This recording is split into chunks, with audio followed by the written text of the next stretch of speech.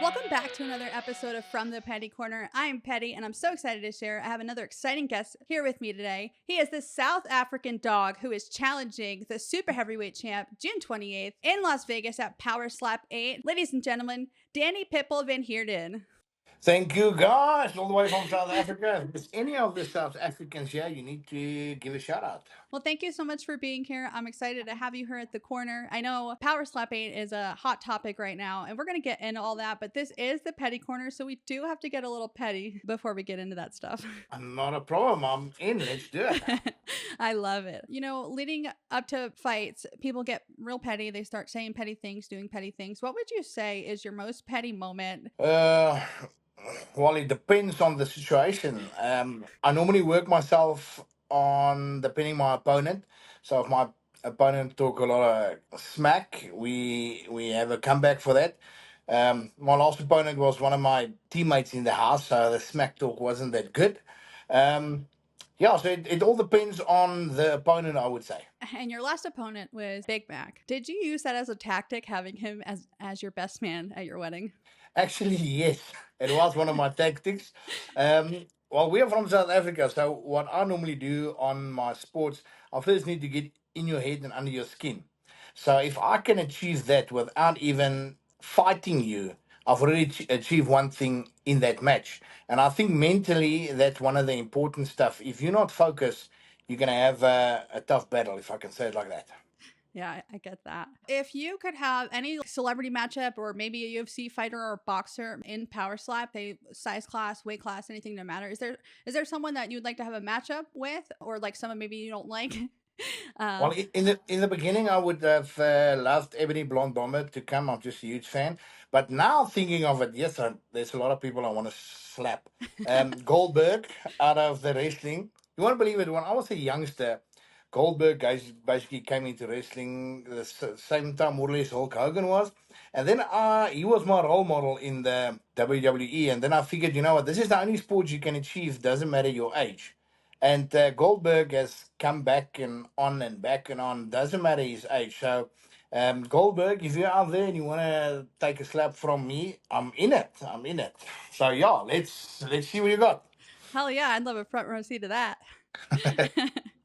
There's been lots of talk on social media, and maybe some people have been vocal about you not deserving this shot over McKinney. What do you have to say to those people? Well, personal opinion, you know what? Losers talk differently than winners. Although I come from a DQ, but hey, we're working for Dana White. And whatever he says goes. I personally don't care what the rest of them says. It's like the pity corner. They now pitying on social media and crying about it and this and that. The difference is I've got the crazy one on my target radar. And all of the other guys pitying about it got Donny van Heerden on their radar. So that means they automatically are lower below me.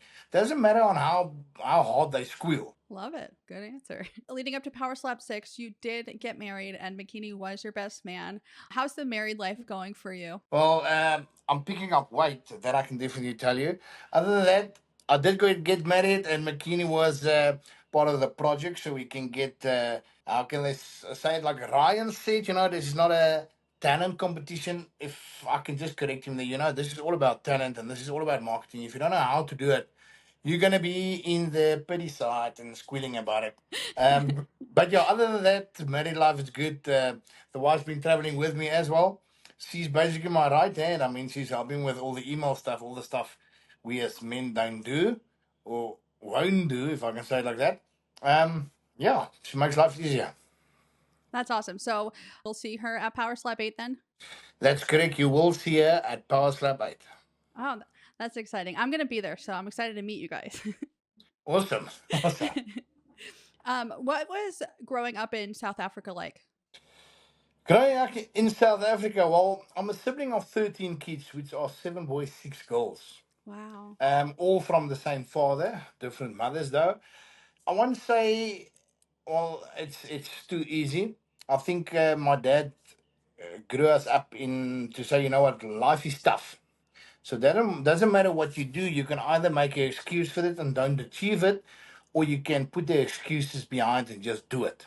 Like what happened with McKinney Manu. If he put the excuses aside and just did it, he maybe would have got the shot. But Hey, I didn't squeal when I clubbed him and he quit on not continuing. Um, yeah, I think it's just the difference of it. You know what? My dad raised us to say, you're either doing it or you're not doing it. There's no in between. So we got raised, if you got an excuse, you do not want to do it. Otherwise, anything in life is achievable. I mean, I'm a normal South African on this weight division picked for power slap. I mean, that's any South African's dream. So yeah, what else can I say? So you have 13 siblings. Where do you fall in line? Are you the oldest, in the middle, or the youngest? I'm the seventh, if my calculations is correct. So I'm in between child. Okay. That's exciting. I see I only have two sisters, so we didn't have like a large family like that. But That's not I bet it keeps things exciting. that's not even close. And you know what? We are 32 grandkids, and there's still a few of us we do not have kids. So we're like a proper team. Do you and your wife want kids one day? Well, we actually got five. She got three daughters, and I've got two boys, different marriages. But in total, we got five together. But me and her together, no kids. I'm fixed on that. So we are only on travel, power slap, and enjoy life. Well, that's awesome. You guys can like focus on each other and focus on your careers and all like that and everything like That's that. it. Um, Yes. what kind of sports did you play growing up? Um, well, it depends. I think only rugby and soccer you can play. Boxing you can't play. So I decided to go into, how can I say, not team sports.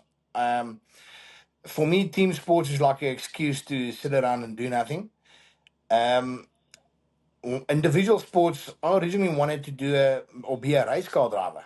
Unfortunately, that was way too expensive, and my dad said I had to pay that myself. So I decided to go into combat sports because he would have fought Pierre Coetzee for the SA title in 1981. So we basically got groomed into combat sports. So you know what? Doesn't matter your excuse. Once you're in the ring, there's no excuse. You're going to do it or you're not going to do it. Um, so yeah, I fell in love with individual sports. Like there's no team. I mean, your cornerman can't do nothing once you're on stage. You got everyone helping you to get there. But when it's the actual time, it's you and you alone. So you're either in or you're either out. I love the mentality. Thank Um, you. and so the how did your combat sports? So you have like a little bit of MMA background. How did that lead you to slap fighting and then Dana White's power slap? Well, where do we start? We've been since kids grooming to all the sport. I mean, I've done karate, I've done kickboxing, I've done wrestling, I've done pro wrestling, I've done strongman, I've done mixed martial arts, boxing, Muay Thai, K1, last fighter standing. I've done them all.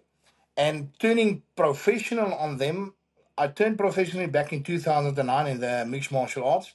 I eventually achieved the heavyweight title in Extreme Fighting Championship back in 2016. From there, I transitioned to boxing. I fought my way all the way up to number five in South Africa. From there, I moved to K1. I have one loss there, one win, obviously. And then, obviously, I moved to Muay Thai. I'm undefeated there. I got my bare knuckle boxing pro license. Unfortunately, due to COVID, that never happened. Just what else?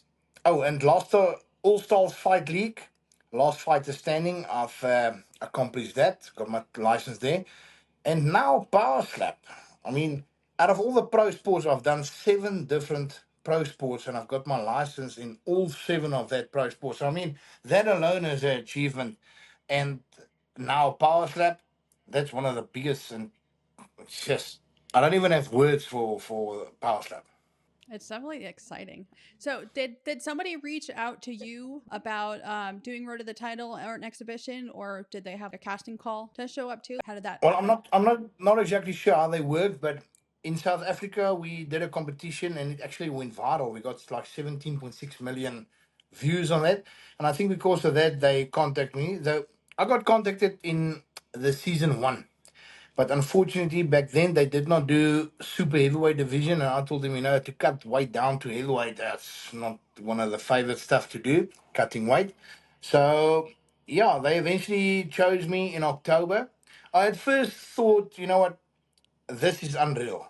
How can a guy contact me for Power Slap? I'm just a normal South African.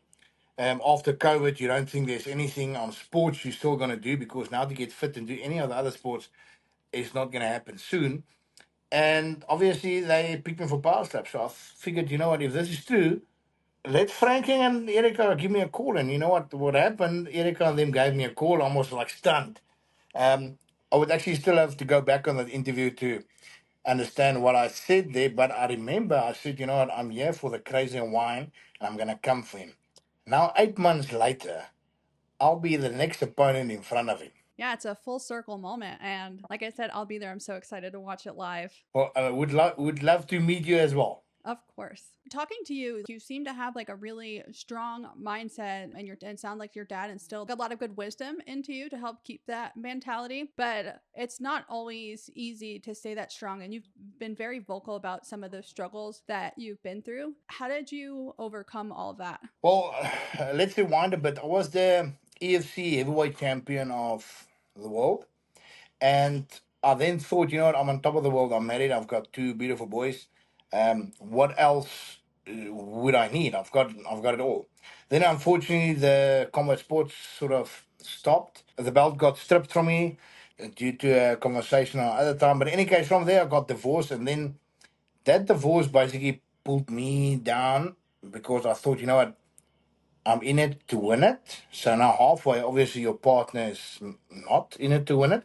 So there, for the first time in your life, you discovered, you know what, you were either living a lie, or I don't know. I don't know how to say it, but in any case. But then 2018, my dad got murdered. So me and my dad weren't that close, but the stuff he installed in us as youngsters, you know what, he had a security company. So then again, coming back to the excuses part. So now your wife or your ex-wife take the kids, she's gone. Your dad just got murdered. What now? And then for the first time in life, I discovered that mental health is real. I mean, we grew up, my father saying, you know what, mental health is not real. It's an excuse on not getting anything done. And then for the first time in my life, you're alone. You don't have a wife. You don't have kids. Your fans is not there. Your life is not as easy as you're used to it. So now all of a sudden, having everything, and that's been taken away in a blink of an eye. So then I sort of fell in a dip, and then the doctors told me, you know what, you got stress, and you need to sort this out. And I'm like, yeah, please, I don't have stress. Any case, I ended up in a hospital for roughly 2 weeks. My phone died, my battery life. No one had a charger. And for some reason, I then there discovered myself again. So I basically didn't realize you lose yourself during that phase, if I can say it like that. But yeah, once I came out there, I had a sort of different mentality at that moment, what I thought. But then in the same time, I was thinking, you know what, the best option for me is suicide. My one friend was the only one that actually knew about this, because I was talking to him till roughly 3 a.m. every morning. But that moment you put down the phone call. So I always live by the saying, you know what, if you want to commit suicide, what's a laugh at? You're a coward. And then for the first time in my life, I discovered, you know, if you're on that stage of your life, you've got bigger balls than anything or anyone, I would say, out there. But in any case, that moment that phone call goes down, you're back in that dip. And then you forget about everything you had, what you can achieve, what you did achieve. You forget about family, friends, kids. You forget about responsibility. Because the only option in your mind is, you know what, if I'm not here, life will be better for anyone else. Obviously, I planned my suicide. For some reason, that did not work out as planned. So I hit bumper to bumper traffic for probably 5 hours on my way back home. It never happened. I woke up the morning, I'm not sure where I am at, or why or why not. But yeah, I there and then turned my mind around somehow, and discovered, you know what, I need to get out, I need to get trained, I need to get back at it again, because I was sort of at the top, and now I'm even lower than what can be. So I need to focus on something, easy life, money, fame, status, all of that kind of stuff. Something that keeps your mind really busy. So yeah, then I started training. I got my K1 license from there. So that's why I achieved all these pro licenses in my combat sports career, because then also for the first time I discovered, being the mixed martial arts champ is not enough. I wanted to be the champ of every sport out there which I can get my license on. So I've sort of done all of that. Now I'm at Power Slap. Got one loss due to a DQ, but I'm on a super heavyweight title now, 28th of June. I mean, this all happened in 8 months. So if I take back the time on when I sort of wanted to commit suicide to where I'm at now, there's not even a way I would ever thought of this in my life. This is the amount of blessings I've got is like just like 400 times more than what I thought I've achieved in life. I'm so sorry for all the struggles that you went through, but I just want to say I'm really proud of you for pulling through because it's not easy. Is there any piece of advice that you can share? Because a lot of the time, like you said, men have to be strong and they don't like to talk about their feelings and things that they're going through. But maybe somebody watching this, is there anything that you want to share that they're suffering in silence that could help them? Well, what I would suggest, talk to someone that has been through it. Because if you talk to someone that has not been through it, they will laugh at you and basically spit at your face. They will not understand that. You need to talk to someone that has been through it. And if you use social media to do it on a specific platform. If you chose to do it like that, so for example, my opinion, never do it on TikTok. People they see it as a failure, and then you feel worse. So you need to surround yourself with people that sort of understand that and that knows the real you, not the ones that say, you know what, you're here for the pity and try to see what you can gain and what, because you get those kind of people as well. Yeah, you know what? Don't be shy. Get up, get out there. But let me tell you something. Advice: if this can work, no one cares about your story if you do not win. So there's also a time and place to announce your story. If you announce it at the wrong time, it doesn't work. It's like selling a car. If you sell a Beetle at the scrapyard, they're not going to give you any amount. But if you sell that at a collector's item, you might get the amount. So no one cares about your story if you do not win. That's just my opinion. So yeah, it's difficult, but that's what I believe in. Thank you so much for sharing that. I really appreciate you being open and vulnerable about that. On a lighter note, let's get into Power Slap 8. I believe Dracus Duplessis is the maybe first UFC champ from Africa, or That's one of them. correct. Yeah, he's the middleweight champion of the world in UFC, but the first African. I mean, and he still stays in Africa. So yeah, that's a huge achievement. I would say after Dricus achieved that in the UFC, South Africans discovered, you know what, we need to support the sports people. So not even if you into chess. I mean, yeah, thanks to Dricus. Right, Dricus, shout out for you. Eh? So, what would that mean to you, bringing that title back home and then having the UFC and Power Slap champ at home? Well, I don't think there's any words of this, but mentally, I think, you know what, the whole of South Africa would change.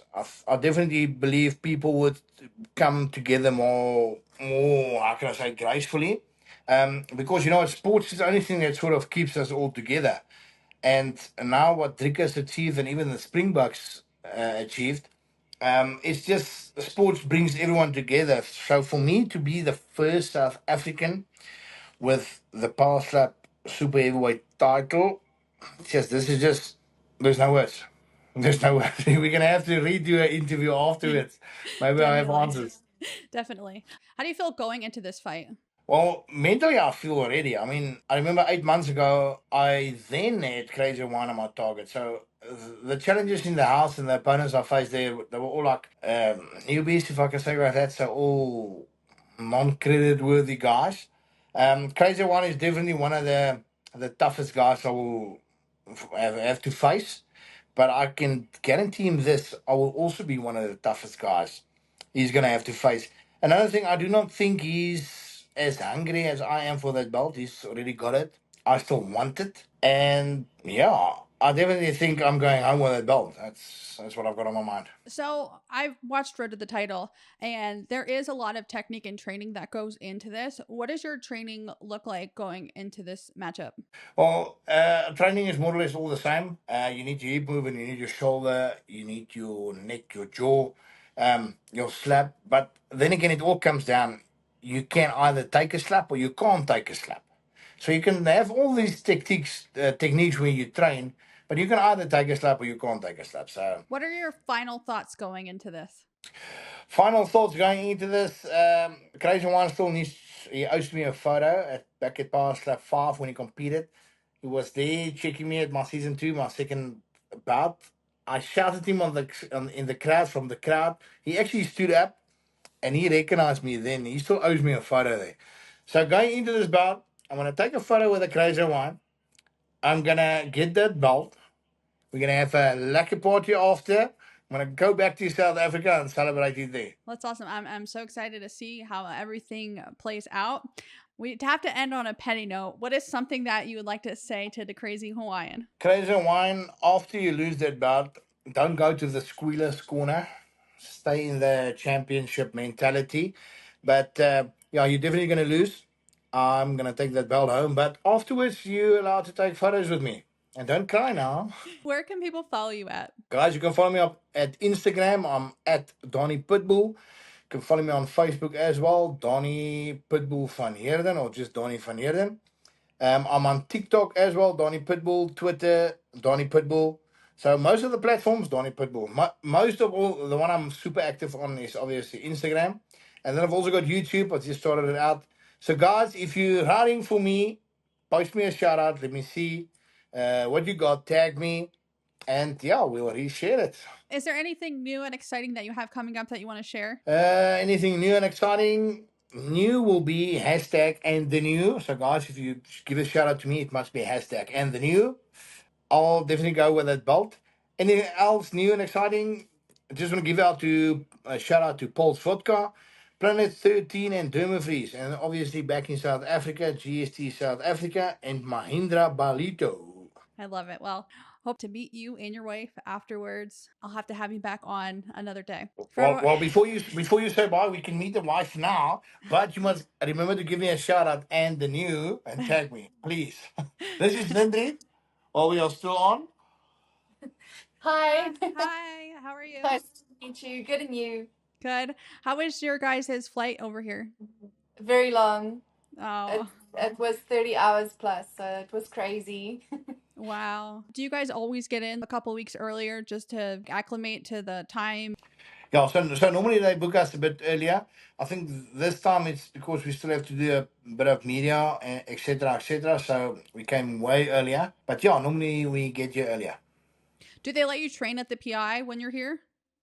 No, actually not yet. I think they're busy with the dumpling is obviously there. So they need to show him the tactics. Yeah, and obviously busy with all the marketing stuff. So not yet. Oh, okay. Well, thank you so much again. I appreciate you. It was so nice meeting you. I can't wait to meet you guys live. Thank you, everyone, for tuning in. Please remember to like, follow, subscribe, all that stuff. See you next Tuesday and stay petty, bitches.